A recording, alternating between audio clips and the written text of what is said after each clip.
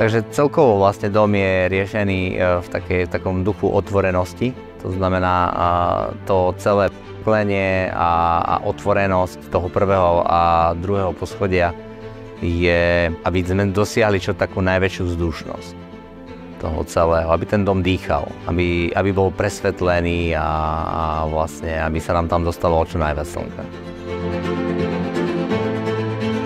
Chceme byť čo najbližšie tej prírode a ten pozemok nám celý umožňoval vlastne vytvoriť otvorený priestor, pätý vlastne s tou prírodou.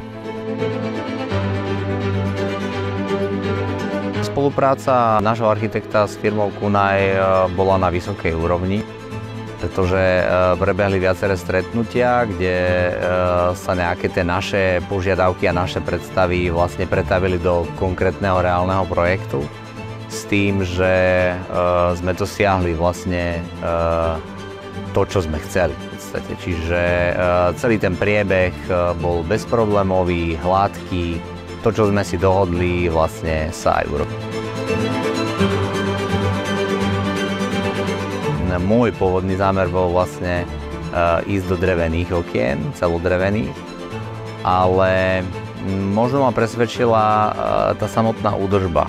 Aj celý ten dom sa nesie s minimálnou údržbou do budúcna, to znamená, nám prišlo potom logickejšie riešenie to zmeniť a dať ten hliník vlastne na povrch, skrz toho, že predpokladáme a dosiahneme vlastne alebo minimalizujeme tú údržbu vlastne komplet toho celého.